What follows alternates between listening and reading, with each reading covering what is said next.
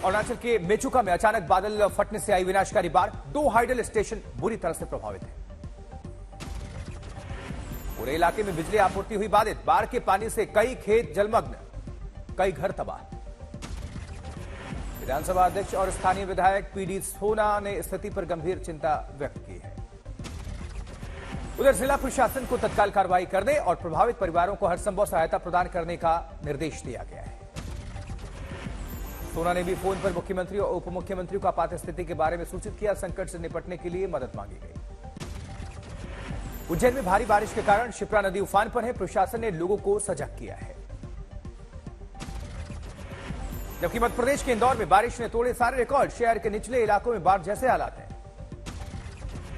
इंदौर के कलारिया में पानी बढ़ने से 2 भागों में बटी गंभीर नदी। एसडीआरएफ ने सैलाब में फंसे 21 लोगों का रेस्क्यू किया है। वहीं एमपी के खरगोन में घरों और दुकानों में घुसा माहेश्वरी नदी का पानी। सड़कों पर कई फीट बह रहा है पानी।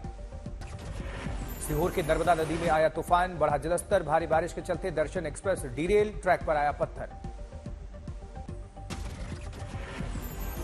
हिमाचल के कांगड़ा में भारी बारिश, उफान पर नदियां। अगले 2 दिनों तक हो सकती है बारिश। जोशीमठ बद्रीनाथ राष्ट्रीय राजमार्ग पर चलना हुआ मुश्किल। मानसून के बाद मार्ग पर दलदली मिट्टी के चलते कई गाड़ियों के फट रहे हैं इंजन, लग रहा है जाम।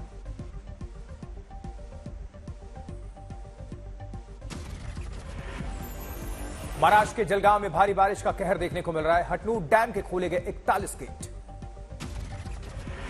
जबकि छत्तीसगढ़ में बीते 3 दिनों से हो रही है लगातार भारी बारिश। तमाम नदी नाले उफान पर। रायगढ़ और सारंगगढ़ जिले में कई इलाकों में भारी जलभराव की स्थिति है। मध्य प्रदेश के बड़वानी में हुआ बड़ा हादसा। बाढ़ के पानी में फंसे लोगों को रेस्क्यू करके ला रही बस पुलिया से बह गई। अकोला के लालबाग के बप्पा की सवारी। भजन कीर्तन ढोल ताशा के साथ पहुंची पंडाल। रथ को महिलाओं ने खींचा।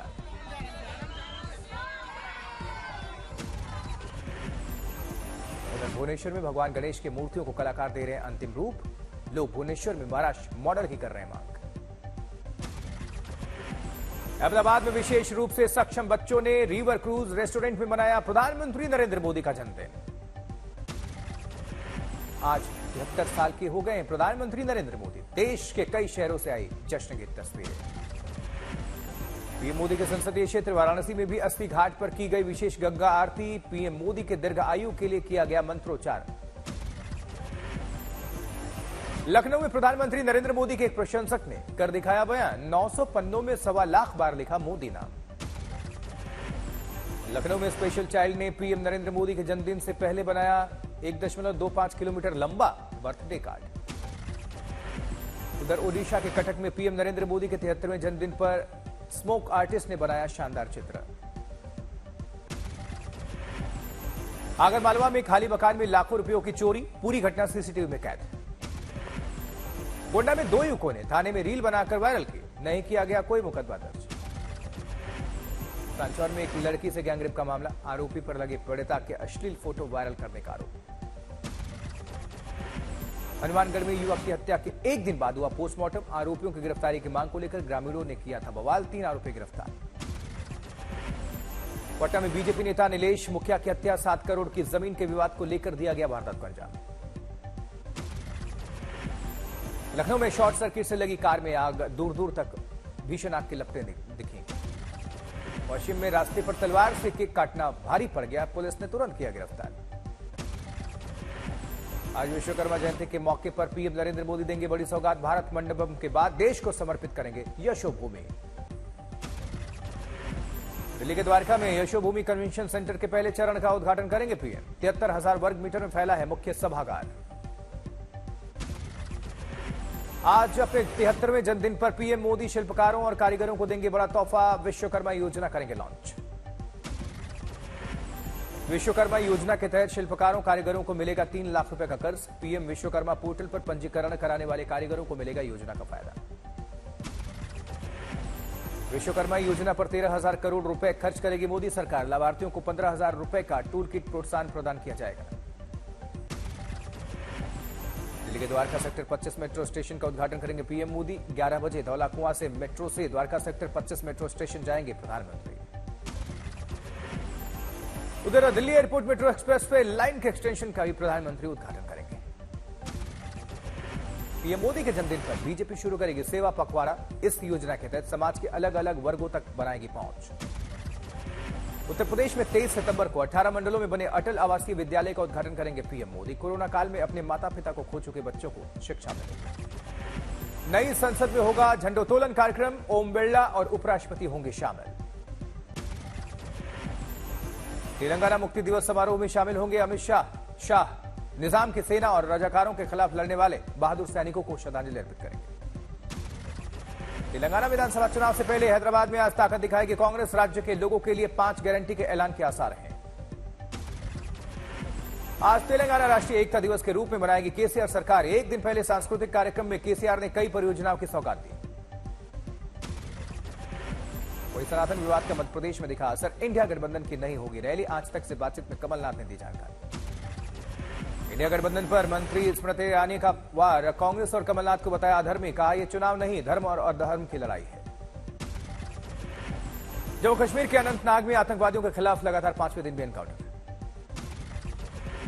ग्राउंड जीरो पर पहुंचकर northern army commander lieutenant general Upendra Dwivedi ने लिया जायजा। वहीं बारामूला मुठभेड़ में 3 आतंकी ढेर। भारतीय सेना का बयान। पाकिस्तानी सेना कर रही थी आतंकवादियों की मदद। बारामूला में आतंकवादियों के खिलाफ मुठभेड़ खत्म। AK-47 समेत भारी मात्रा में हथियार जब्त। उरी एनकाउंटर पर सेना का बड़ा खुलासा। आतंकी को बचाने के लिए कवर फायर कर रही थी पाकिस्तान फौज। जम्मू कश्मीर में आतंकी हमले पर ओवैसी ने पीएम पर किया वार। पूछा आतंकी हमले पर क्यों चुप है पीएम। पाकिस्तान से क्रिकेट खेलने पर ओवैसी के सवाल। हमारे लोगों को मार रहे पाकिस्तानी आतंकी और हम खेल रहे हैं क्रिकेट। उधर केंद्रीय मंत्री गजेंद्र सिंह शेखावत की मानहानि मुकदमे में 3 हफ्ते टली सुनवाई। गहलोत की गुहार पर अब 14 अक्टूबर को होगी सुनवाई। राहुल गांधी पर अभद्र टिप्पणी के मामले में असम के सीएम की मुश्किलें बढ़ी। उधम सिंह नगर के जिला कोर्ट में 21 सितंबर को पेश होने का नोटिस जारी। नीरज चोपड़ा का डायमंड लीग में फिर से अच्छा प्रदर्शन। फाइनल्स में हासिल किया दूसरा स्थान।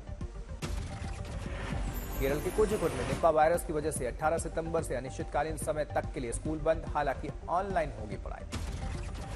अयोध्या में भक्तों के लिए श्री राम जन्मभूमि पथ का निर्माण। रामलला की प्राण प्रतिष्ठा समारोह से पहले तैयारियां काफी तेज। कोच्चि में पर्यटन विभाग ने किया चैंपियंस बोट लीग का 3रा संस्करण आयोजित। शानदार तस्वीरें सामने आई। नागपुर में केंद्रीय मंत्री नितिन गडकरी ने डबल डेकर ई-बस का लोकार्पण किया। योजना के तहत वरिष्ठ नागरिक अपने शुल्क उठा सकेंगे सफर का आनंद। भारत श्रीलंका के बीच आज खेला जाएगा एशिया कप 2023 का फाइनल। 8वीं बार दोनों टीमें फाइनल में होंगी आमने सामने। कोलंबो के आर प्रेमदासा स्टेडियम में खेला जाएगा महामुकाबला। अब तक 7 बार दोनों भारत श्रीलंका के बीच हो चुकी है फाइनल भिड़ंत। भारत 4 बार जीत चुका है एशिया कप, जबकि श्रीलंका ने 3 बार खिताब अपने नाम किया है। पहले भारत फिर श्रीलंका ने लगाई खिताबी जीत की हैट्रिक। भारत ने 1988, 91, 95 और 2010 में जीता था खिताब और श्रीलंका ने 1997, 2004 और 2008 में जीत चुकी एशिया कप। भारत श्रीलंका के महामुकाबले पर होगी सभी क्रिकेट प्रेमियों की नजर। खिताब अपने नाम करने के मकसद से उतरेंगी दोनों टीमें। क्रिसमस पर रिलीज होगी शाहरुख की फिल्म डंकी। शाहरुख ने दिया हिंट। बोले पिछले 29 सालों में इतनी मेहनत नहीं की जैसे अब कर रहा हूं। रोहित शेट्टी कॉप यूनिवर्स की 5वीं फिल्म के शूटिंग स्टार सिंघम अगेन के सेट पर पूजा अर्चना हुई। अजय देवगन, रणवीर सिंह रहे मौजूद। अनुराग कश्यप ने कंगना रनौत की तारीफ की। बोले उनका टैलेंट कोई छीन नहीं सकता, पर उनके साथ डील करना मुश्किल है। डायरेक्टर अनुराग कश्यप ने की विकी कौशल की तारीफ। बोले उनसे बेहतर एक्शन कोई नहीं कर सकता, लोगों को उनकी काबिलियत का अंदाजा नहीं। प्री बुकिंग में ही iPhone 15 pro max out of stock. 1 घंटे में पूरा स्टॉक बिका। अब दुनिया भर में 2 से 3 हफ्ते की वेटिंग है। मर्सिडीज में EQE इलेक्ट्रिक SUV 1.39 करोड़ में लॉन्च, यानी 1 करोड़ 39 लाख रुपए में फुल चार्ज पर 550 किलोमीटर चलेगी। उधर कच्चा तेल $93 के पार हो गया है। दिल्ली से यूपी तक 1 लीटर पेट्रोल की कीमत ₹96.72 और 1 लीटर डीजल ₹89.62। और टाटा स्टील और यूके सरकार ने किए 12,865 करोड़ रुपए की डील। इसमें 5,146 करोड़ रुपए अनुदान। पीएम सुनक ने कहा 1.5% कम होगा यूके का कार्बन एमिशन। साथ ही टाटा और रिलायंस के बीच सुपर ऐप की रेस। एक प्लेटफॉर्म पर होंगे सारे काम। भारत के 60 करोड़ स्मार्टफोन यूजर्स पर नजर।